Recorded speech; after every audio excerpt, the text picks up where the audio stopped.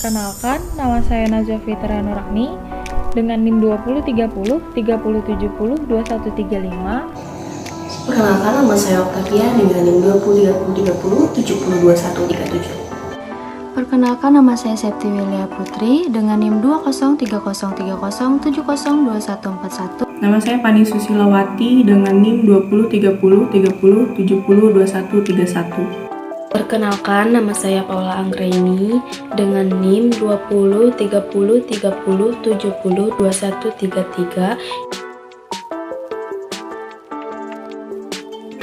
Pengertian korupsi. Korupsi adalah praktik umum di Indonesia. Upaya pemberantasan korupsi terus digencarkan hingga saat ini. Namun, tampaknya kebiasaan korupsi yang mengakar belum sepenuhnya diberantas. Korupsi adalah masalah yang besar bagi negara ini. Pemberantasan korupsi tidak hanya membutuhkan aparat penegak hukum yang tegas, tetapi juga semangat anti korupsi dari pihak individu. Memang Indonesia bukan satu-satunya negara yang dirusak oleh korupsi di hampir semua tingkatan. Banyak negara lain, terutama negara berkembang, mengalami hal yang sama. Korupsi adalah gejala masyarakat hampir di mana-mana. Korupsi berasal dari bahasa Latin, yaitu corruptio atau corruptus, yang berarti kerusakan, kejelekan, kebejatan moral, ketidakjujuran, suap dan maksiat kesucian. Kata ini muncul dalam bahasa Inggris dan Prancis sebagai corruption dan berarti menyalahkan wewenang untuk mendapatkan keuntungan sendiri. Sedangkan menurut Complete Webster The New International Dictionary, definisi korupsi adalah bujukan untuk melalaikan tugas oleh partai politik dengan pertimbangan yang tidak tepat seperti suap. Dari segi hukum, pengertian korupsi dalam pasal 13 Undang-Undang Nomor 31 Tahun 1999 sebagaimana telah diubah dengan Undang-Undang Nomor 20 Tahun 2001 tentang pemberantasan tindak pidana korupsi. Berdasarkan pasal-pasal tersebut, korupsi dirumuskan menjadi 30 bentuk atau jenis korupsi. Pasal-pasal ini merinci perilaku yang dapat dituntut karena korupsi. Ke-30 bentuk atau jenis tindak pidana korupsi tersebut pada dasarnya dapat dikelompokkan sebagai berikut: kerugian keuangan negara, suap menyuap, penggelapan dalam jabatan, pemerasan, pembuatan curang, benturan kepentingan dalam pengadaan, dan gratifikasi. Contoh kasus yang kami ambil adalah kasus korupsi Bupati Kota Waringin Timur. Seperti yang telah kita ketahui, penggeledahan kasus ini sudah dilakukan di sebuah rumah di Jalan IR Sutami, Kelurahan Tanjung Pinang.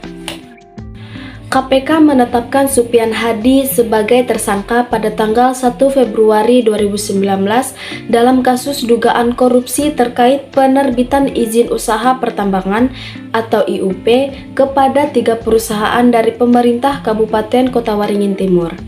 3 perusahaan itu adalah PT Fajar Mentaya Abadi, PT Billy Indonesia, dan PT Aries Iron Mining.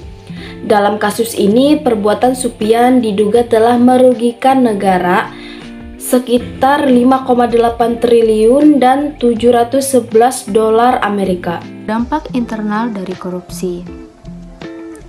Penyelewengan anggaran atau lebih populer disebut dengan istilah korupsi akan berdampak negatif terhadap pembangunan nasional dan daerah karena dapat menghambat program pembangunan dalam berbagai sektor, baik pembangunan infrastruktur maupun pembangunan yang berkaitan dengan pembangunan sumber daya manusia. Faktor eksternal dari korupsi. Yang pertama, itu ada penurunan produktivitas.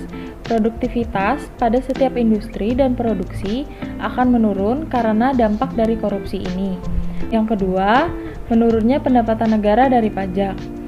APBN dibiayai oleh pajak sebesar 70%, pajak penghasilan atau PPH, dan pajak pertambahan nilai atau PPN adalah jenis pajak yang paling banyak menyumbang untuk pendapatan negara. Yang ketiga, ada menambah beban dalam transaksi ekonomi. Adanya suap, pungli, penyelewangan dana dalam sebuah perekonomian membuat biaya transaksi akan semakin besar.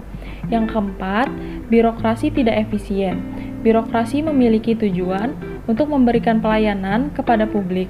Namun, bagaimana bisa pelayanan sangat sulit dan terbelit-belit. Yang kelima, hilangnya fungsi pemerintahan.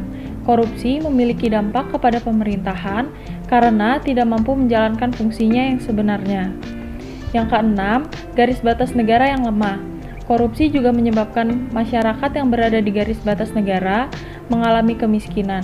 Tidak ada armada yang menjaga garis batas negara, anggaran untuk rakyat dikorupsi.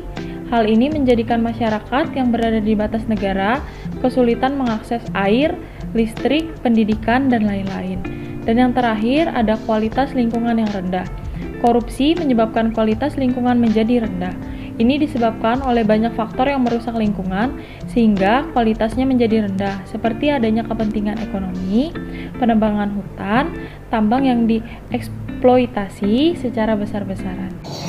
Tadi telah dijelaskan mengenai pengertian dari korupsi, lalu juga ada contoh kasus korupsi di Kalimantan Tengah, tepatnya di Kabupaten Kota Waringin Timur, yang dilakukan oleh mantan Bupati Kodim, yaitu Bapak Haji Supian Hadi. Lalu juga telah dijelaskan mengenai faktor internal dan eksternal mengapa dapat terjadi korupsi.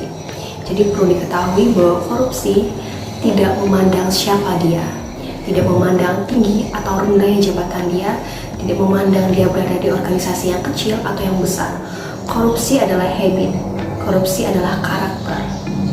Tidak memandang dia siapa, dia anak siapa, apa jabatannya, korupsi bisa terjadi dan bisa dilakukan oleh siapa saja. Dan juga perlu diketahui bahwa korupsi harus segera dapat dituntaskan, karena korupsi sangat-sangat merugikan banyak orang, banyak pihak. Dan juga siapapun yang melakukan korupsi harus diadili secara seadil-adilnya.